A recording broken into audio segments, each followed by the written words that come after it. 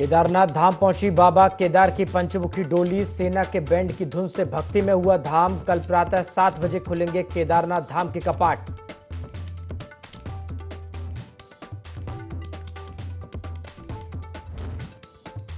दस मई को खुलेंगे गंगोत्री और यमुनोत्री धाम के कपाट। गंगोत्री के लिए रवाना हुई मां गंगा की उत्सव डोली। आज रात्रि भैरव घाटी विश्राम करेगी मां गंगा की उत्सव डोली।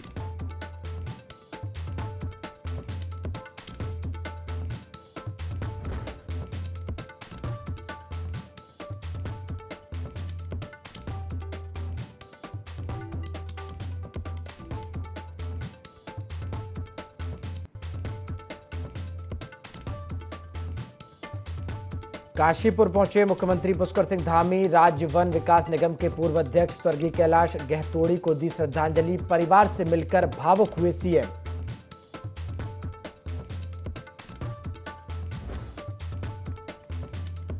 देहरादून में कबाड़ी की दुकान में बम फटने से हुआ धमाका। 8 लोग घायल। मौके पर मची अफरा तफरी।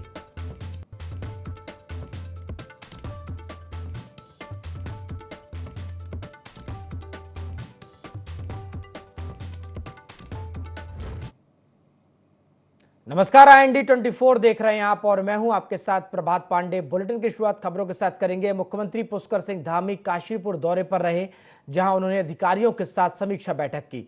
वे भाजपा कार्यकर्ताओं से भी रूबरू हुए। स्थानीय स्पोर्ट्स स्टेडियम में बने हेलीपैड पर वरिष्ठ भाजपा नेता दीपक बाली व अन्य भाजपाइयों ने मुख्यमंत्री का बुके भेंट कर स्वागत किया। इसके बाद मुख्यमंत्री भाजपा पदाधिकारियों व कार्यकर्ताओं से मिले। इसके अतिरिक्त सीएम धामी ने स्टेडियम में डीएम व एसएसपी समेत जिले के सभी अधिकारियों के साथ समीक्षा बैठक की, जिसमें पेयजल पूर्ति के साथ ही कई अन्य मुद्दों पर गहन चर्चा हुई। इसके बाद सीएम धामी स्वर्गीय कैलाश चंद्र गहतोड़ी के आवास पर पहुंचे और उनके परिवार को सांत्वना देते हुए शोक संवेदना व्यक्त की। मुख्यमंत्री पुष्कर सिंह धामी ने बताया कि चारधाम यात्रा को लेकर सभी तैयारियां पूर्ण कर ली गई हैं।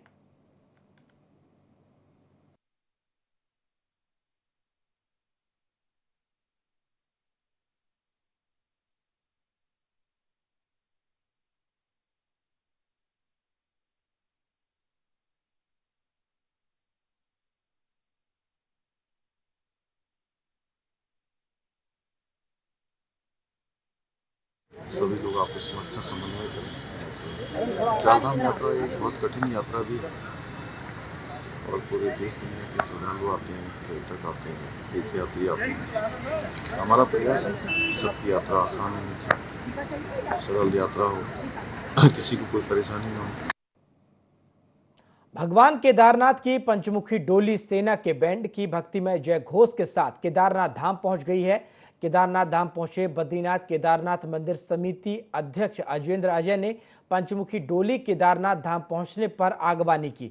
इस अवसर पर बीकेटीसी सदस्य श्रीनिवास पोस्ती, वीरेंद्र असवाल, मुख्य कार्याधिकारी योगेंद्र सिंह, भाजपा जिलाध्यक्ष महावीर पवार, दिनेश उनियाल ने पंचमुखी डोली के साथ पहुंचे श्रद्धालुओं का स्वागत किया।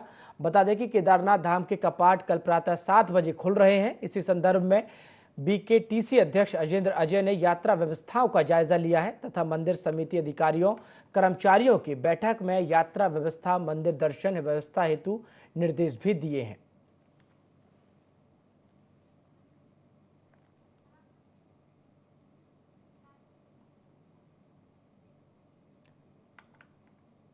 राम की जन्मभूमि अयोध्या में उत्तराखंड भवन के निर्माण का रास्ता अब साफ हो गया है।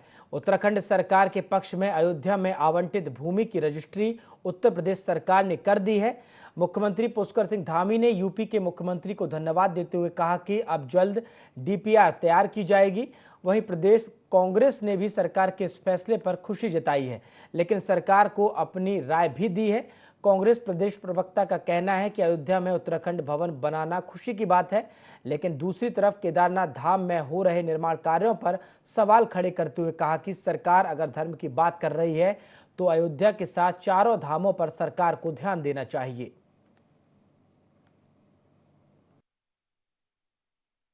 पर राजनीति करना और धर्म के नाम पर तुष्टीकरण करना ये कांग्रेस की पुरानी आदत है। इस प्रकार से सनातन धर्म की बात है। कांग्रेस पार्टी की सर्टिफिकेट की आवश्यकता भारतीय जनता पार्टी को या भारतीय जनता पार्टी की सरकारों को नहीं है, क्योंकि वो कांग्रेस पार्टी है जिस कांग्रेस पार्टी ने राम के अस्तित्व को नकारने की बात की। ये वो कांग्रेस पार्टी है जो जब राम मंदिर का निर्माण हुआ, राम मंदिर निर्माण के बाद शिलान्यास हुआ, लोकार्पण हुआ, तो एक कांग्रेस पार्टी पूरी की पूरी विरोध में थी। तो आज इस प्रकार की कांग्रेस पार्टी बयानबाजी करती है, उन्हें अपने गिरेबा में झांकना चाहिए।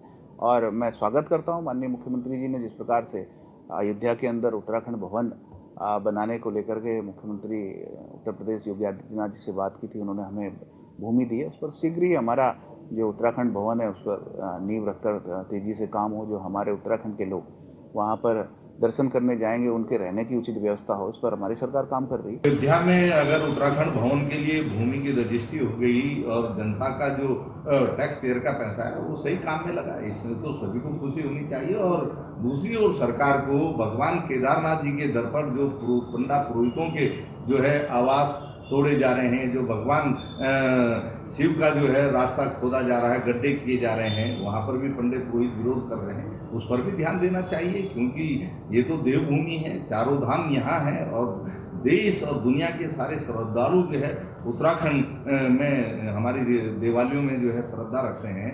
तो वहाँ की भी जो समस्या है, सरकार अगर धर्म की बात कर रही है तो केदारनाथ जी में भी उतना ही ध्यान दे, बद्रीनाथ जी में भी उतना ही ध्यान दे, यमुनोत्री गंगोत्री की भी जो शिकायतें आ रही हैं उनका भी जो है समाधान करें। अयोध्या में उत्तराखंड भवन की रजिस्ट्री उत्तराखंड सरकार कर चुकी है। ऐसे में अब बयानबाजी का जो दौर है वो भी शुरू हो चुका है।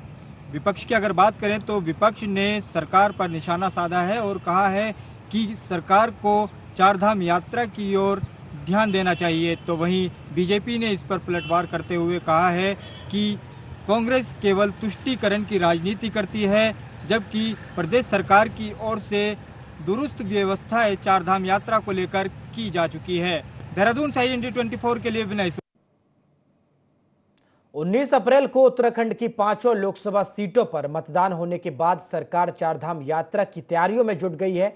आगामी 10 मई से उत्तराखंड में शुरू होने वाली चारधाम यात्रा के सफल संचालन को लेकर राज्य सरकार पूरी तरह से तैयार है, जिसे लेकर कई विभाग तैयारियों में जुटे हुए हैं। देखिए ये रिपोर्ट। उत्तराखंड में लोकसभा चुनाव संपन्न होने के बाद अब प्रदेश सरकार चारधाम यात्रा पर फोकस कर रही है। उत्तराखंड के चिकित्सा एवं शिक्षा मंत्री धन सिंह रावत चारधाम की तैयारियों को लेकर स्वास्थ्य विभाग के अधिकारियों को निर्देशित किया। यात्रियों के स्वास्थ्य का पूरा ध्यान रखा जाएगा। स्वास्थ्य मंत्री धन सिंह रावत ने चारधाम यात्रा के संबंध में बताया कि सभी जनपदों के मुख्य चिकित्सा अधिकारियों को यात्रा मार्गों पर आवश्यक जीवन रक्षक उपकरण, स्थायी व अस्थायी चिकित्सा इकाइयों में पर्याप्त दवाइयां उपलब्ध कराने के निर्देश दिए गए हैं। साथ ही यात्रियों को स्वास्थ्य संबंधित किसी भी प्रकार की दिक्कतें न हो, इसके लिए यात्रा रूटों पर 100 से अधिक एम्बुलेंस तैनात रहेगी और एम्बुलेंस की सुविधा 15 मिनट के भीतर यात्रियों को उपलब्ध होगी। इसके अलावा विभागीय उच्च अधिकारियों को विशेषज्ञ चिकित्सक, पैरामेडिकल स्टाफ, फार्मासिस्ट सहित अन्य मेडिकल स्टाफ की तैनाती सुनिश्चित करने को कहा गया है। 108 जो हमारी एम्बुलेंस है वो पूरी यात्रा रूट पे लगाई जाएगी और 80 हमारी एम्बुलेंस पूरी यात्रा रूट पे लगाई जाएगी। लगभग 26 MRP हम पूरे यात्रा रूट पे बना रहे हैं और 45 से ज़्यादा जगह जो है यात्रियों की स्क्रीनिंग के लिए वहाँ पे व्यवस्था बनाई जाएगी। जो भी यात्री आएगा उसको पहले स्क्रीनिंग कराया जाएगा और तब उसको चारधाम यात्रा के लिए भेजा जाएगा। और इस बार हम यात्री अगर कोई भी बीमार होता है तो हमारी एम्बुलेंस 15 मिनट पर वहाँ पे पहुँच जाएगी, इसलिए रिस्पॉन्स टाइम इस बार 15 मिनट का रखा है। चारधाम यात्रा को लेकर इस बार 184 डॉक्टर्स की भी तैनाती की गई है, जिसकी जानकारी स्वास्थ्य सचिव डॉक्टर R राजेश कुमार ने दी है। स्वास्थ्य सचिव ने बताया कि 2023 की तुलना में देखें तो इस बार लगभग 40 डॉक्टर अतिरिक्त तैनात किए गए। पिछले वर्ष 140 डॉक्टर्स तैनात थे, लेकिन इस बार करीब 184 डॉक्टर तैनात होंगे, जिनमें 44 विशेषज्ञ डॉक्टर शामिल हैं। उन्होंने बताया कि इसके अलावा 11 भाषाओं में SOP जारी की गई है, जो अन्य राज्यों के स्वास्थ्य सचिव को भी भेजी गई है। वहीं चारधाम यात्रा के रूट पर हेल्थ ATM सुचारू कर दिए गए हैं। इस बार 50 जगहों पर स्क्रीनिंग पॉइंट बनाए गए हैं, जिसमें 50 से ऊपर आयु के जो लोग हैं उनकी अनिवार्य रूप से स्क्रीनिंग की जाएगी।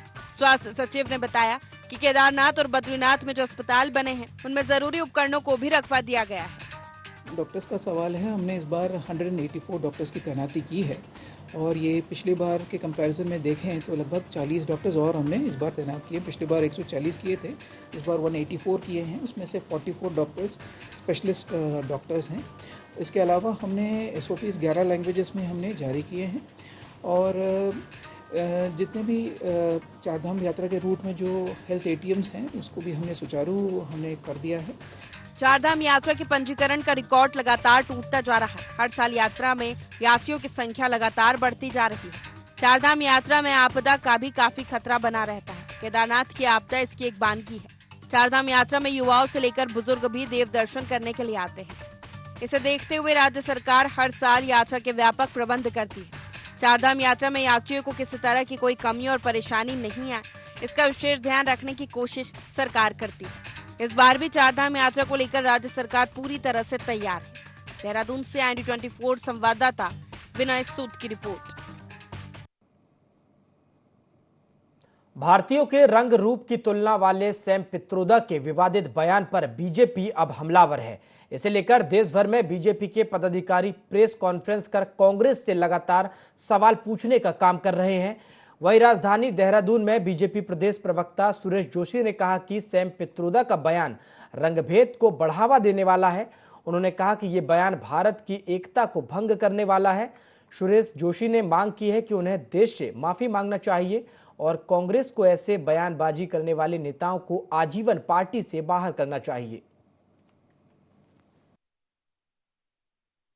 कांग्रेस पार्टी बार बार जो है देश को जातीय राजनीति में, देश के अंदर तुष्टीकरण की राजनीति, और अब तो हद ये हो गई कि देश को जाति धर्म से भी ऊपर उठकर काले और गोरे में बांटने का प्रयास हो रहा है। इसकी भारतीय जनता पार्टी कड़े से कड़े शब्दों में आलोचना करती है। कांग्रेस के राष्ट्रीय अध्यक्ष राहुल गांधी जी से भारतीय जनता पार्टी पूछती है कि सैम पित्रोदा ने जो बयान दिया, उस बयान में उन्होंने पल्ला इस बात को लेकर के झाड़ दिया कि साहब ये उनकी निजी राय है। हम ये पूछना चाहते हैं कि अगर उनकी निजी राय है, देश जानना चाहता है कि भाई कांग्रेस जो इस तरह की हरकतें कर रही है उसके पीछे मकसद क्या है। उत्तराखंड में एक बार फिर मौसम ने अपने मिजाज बदल दिए हैं और बदलते मौसम में बीमारियां भी बढ़ रही हैं। लोगों को बदलते मौसम में पेट दर्द, डायरिया, बुखार सहित अन्य बीमारियों से लगातार लोग ग्रस्त हो रहे हैं। सरकारी अस्पताल और निजी अस्पतालों में रोजाना दर्जनों से अधिक मरीज अपना इलाज कराने के लिए पहुंच रहे हैं, जिसे लेकर स्वास्थ्य विभाग भी अलर्ट है और स्वास्थ्य विभाग के अधिकारी लोगों को सावधानी बरतने की बात कह रहे हैं। डॉक्टर अमरजीत सिंह साहनी का कहना है कि घर से बाहर जरूरी काम से ही निकलें, उबले हुए पानी का सेवन करें।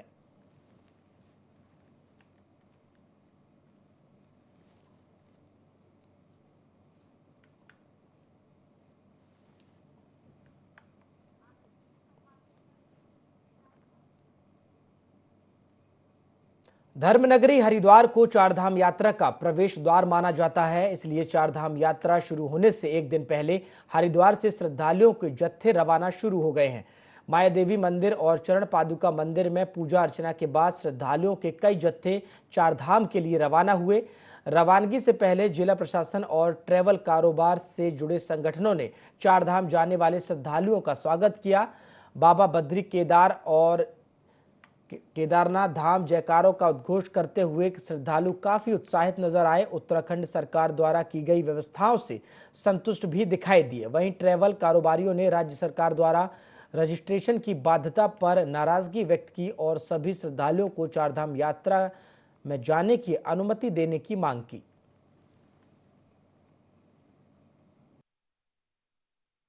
मैं 3-4 साल से भगवान से प्रार्थना कर रही हूँ कि मैं जल्दी से चारधाम मुझे बुलाए, तब जाकर आज हमारा नंबर लगा है बाबा की कृपा से।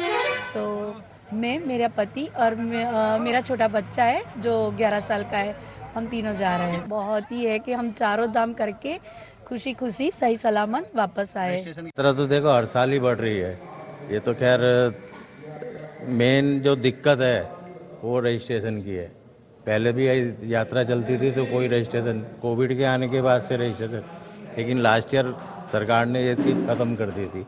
फिर पता नहीं ये कहाँ से ये चीज़ आई है, उसकी वजह से यात्री भी परेशान हो रहे हैं और बस वाले भी, गाड़ी वाले भी, वो भी सब परेशान। होटल में में परिवहन विभाग द्वारा हेल्प डेस्क सेंटर बनाया गया है, जिसमें लोगों को यातायात से संबंधित, जैसे कि किसी को व्हीकल कहाँ से लेना है, रोडवेज या फिर जो प्राइवेट टैक्सी मैक्स यूनियन है वहाँ से उनको जो वाहन है उसकी सुविधाएं मिल सकती हैं, इसके बारे में जानकारी दी जा रही है।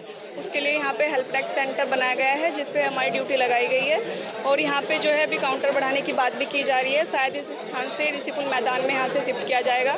तो किसी को भी हर तरीके की सुविधा यहाँ पे है, चाहे वो स्वास्थ्य से संबंधित है, हेल्थ चेकअप है, चाहे परिवहन विभाग से है और चाहे भी प्रशासन है, सभी की तैयारियां सुचारू रूप से चल रही हैं। तो 3796 हुए थे, जो एक रिकॉर्ड पंजीकरण है।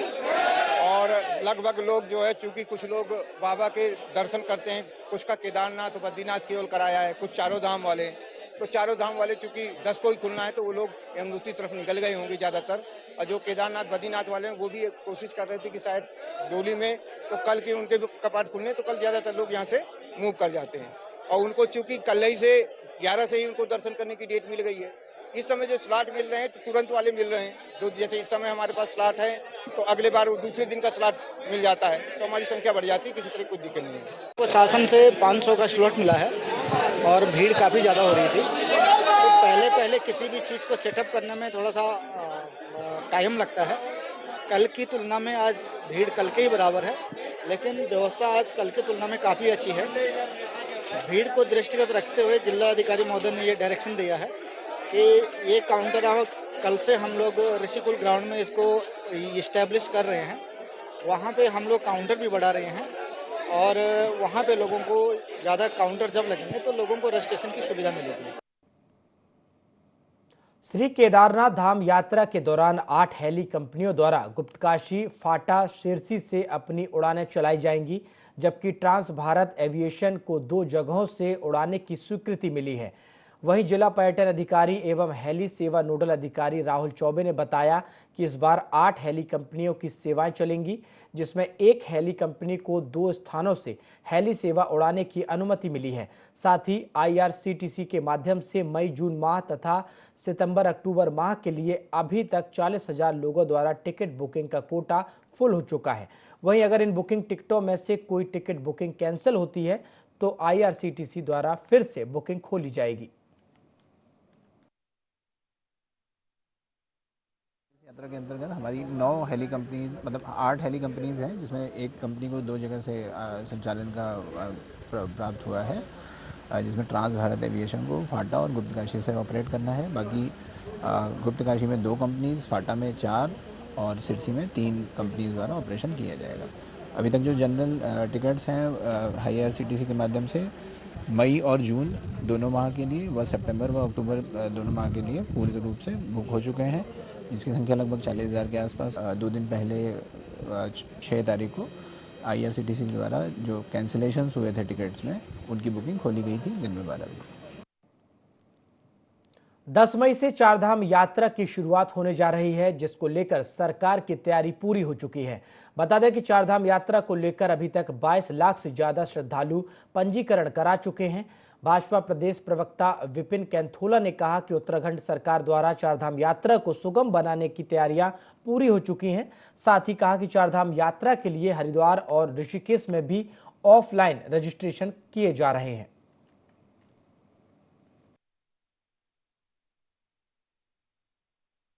उत्तराखंड सरकार ने चारधाम यात्रा को सुगम बनाने के लिए जितने भी प्रयास हैं वो सब किए हैं, और आने वाले समय में हमको पता है कि पिछले वर्षों की भांति इस वर्ष ज्यादा रजिस्ट्रेशन इस समय तक प्राप्त हुए हैं। बेहतर सुविधा हो सके इसके लिए हमने ऑफलाइन पंजीकरण है, उसके लिए भी ऋषिकेश में, हरिद्वार में पंजीकरण संस्थान खोले हैं, स्टॉल खोले हैं। वहां पर भी लोगों ने रजिस्ट्रेशन कराए हैं। सुबह 7 बजे से लेकर के शाम 7 बजे तक उसकी टाइमिंग है। शासन को दिशा निर्देश दिए हैं कि कोई किसी से भी किसी प्रकार की कोई चीजें न छूटे, कोई अभद्रता किसी से न हो। इन सब चीजों पर वहां का लोकल एडमिनिस्ट्रेशन और स्टेट पैनी निगाह रखे। चारधाम यात्रा का शबाब जोरों पर है। ऐसे में चारधाम यात्रा के दौरान विकासनगर से 6 किलोमीटर आगे NH 507 पर लंबा जाम लगे होने के कारण राहगीरों को बड़ी दिक्कतों का सामना करना पड़ा। जाम में स्कूल की बसें भी घंटों लंबी कतार में खड़ी रहीं। देखने वाली बात यह है कि सुबह से जाम लगा होने के बावजूद प्रशासन की तरफ से ट्रैफिक कंट्रोल करने के लिए कोई भी सुविधा मौके पर देखने को नहीं मिली। परिवहन विभाग की तरफ से इस वर्ष भी अस्थायी चेक पोस्टों का निर्माण किया गया। इसी क्रम में गंगोत्री यमुनोत्री मार्ग के लिए अस्थायी चेक पोस्ट बाड़वाला हमें खोली गई है। यहाँ से जितने भी कमर्शियल व्हीकल जाएंगे, जो भी चारधाम यात्रा के लिए जा रहे हैं, वो यहाँ पे चेक इन करा के जाएंगे। यहाँ से उनको लॉगिन के थ्रू एक्सेस मिलेगा, जिसका ट्रिप कार्ड जनरेट होता है उसी पे एक्सेस मिलेगा, जिसका नहीं उनको एक्सेस नहीं मिलेगा। इसलिए हमारी तरफ से तो पूरी व्यवस्थाएं की जा रही हैं। जितने भी चारधाम यात्रा वाले वाहन हैं उनसे बोला जा रहा है या उनको एक क्रम में लगाया जा रहा है। इस तरह की शायद पहली बार कुछ इस तरीके से ट्रैफिक आज पहला है, दूसरा दिन भी है, तो लोग ज़्यादा से ज़्यादा धाम दर्शन करने को पहुंचने के लिए आतुर हैं। तो ज़्यादा से ज़्यादा एक पैच में ज़्यादा बसें आ चुकी हैं, तो इस वजह से थोड़ा अव्यवस्थाएं हो रही हैं। पूरा प्रयास किया जा रहा है इसको बहुत जल्दी सही कर लिया जाएगा। अभी हम मौजूद हैं विकास नगर से 6 किलोमीटर आगे आरा मशीन नामक एक जगह है, जहां पर कि आप देख पा रहे हैं कि दोनों साइड रोड के एक बहुत लंबा जाम लगा है। आपको ये बता दें कि यहाँ पर अभी विगत कुछ दिनों पहले जब से ये चारधाम यात्रा स्टार्ट हुई है, तो प्रशासन के द्वारा यहाँ पर आरटीओ चेक पोस्ट खोली गई है, जिसको लेके यहाँ पर गाड़ियों की चेकिंग चल रही है। दूसरी बात, प्रशासन की तरफ से यहाँ पर जाम खोलने के लिए कोई भी सुरक्षाकर्मी मौजूद नहीं है। मैं विजयपाल सिंह भंडारी, IND न्यूज़ 24 के लिए विकासनगर से। प्रदेश में 10 मई से चारधाम यात्रा का विधिवत आगाज हो रहा है, जिसे लेकर ज्योतिष पीठ के शंकराचार्य स्वामी अविमुक्तेश्वरानंद भी बाबा केदारनाथ के कपाट खुलने पर केदार धाम के लिए रवाना हुए। बता दें कि धार्मिक मंत्रोच्चारण के साथ शंकराचार्य अपने अनुयायियों के साथ केदारनाथ के लिए रवाना हुए हैं और शंकराचार्य ने इसे पौराणिक परंपरा बताते हुए कहा है कि आदि गुरु शंकराचार्य की परंपरा के तहत भगवान केदारनाथ के कपाट खुलने के समय शंकराचार्य पहुंचते थे। बीच में इस जिम्मेदारी का निर्वहन रावल करते आ रहे थे, लेकिन अब वह आदि गुरु शंकराचार्य की परंपराओं का निर्वहन करने के लिए केदारनाथ पहुंच रहे हैं। साथ ही शंकराचार्य ने चारधाम यात्रा पर आने वाले तीर्थ यात्रियों से अपील की है कि चारधाम यात्री यात्रा के धार्मिक महत्व के अनुसार ही अपनी यात्रा प्रारंभ करें। चारधाम के पूजा स्थान हिमालय के हैं। उनमें शीतकाल में मनुष्यों का जा पाना संभव नहीं होता है और इसीलिए उस स्थान पर भगवान की पूजा देवताओं को समर्पित करके जो शीतकालीन के पूजा स्थान हैं वहाँ पर मनुष्यों के द्वारा 6 महीने की पूजा की जाती है। फिर से जब ग्रीष्मकाल आ जाता है तो मनुष्य फिर उस स्थान पर पहुँचते हैं और देवताओं से स्थान का चार्ज ले करके फिर से भगवान की पूजा अर्चना आरंभ करते हैं। तो ये जो अवसर है ये इसी परंपरा का निर्वहन है। जो शंकराचार्य जी थे वो यहाँ नहीं थे, वो गुजरात के धोलका में जा करके निवास करने लगे थे। उस समय रावल ने ये परंपराएं निर्वहन की, आज भी वो निर्वहन करते चले आ रहे हैं और वो शंकराचार्य जी के स्थान पर उन्हीं की द्वारा जो कर्तव्य निर्वहन किया जाता था उसको निर्वहन करते हैं और उसी परंपरा का निर्वहन करने के लिए आज हम हरिद्वार से केदारनाथ जी जा रहे हैं। बुलेटिन में फिलहाल इतना ही। देश और दुनिया की तमाम खबरों के लिए आप देखते रहिए IND 24। नमस्कार।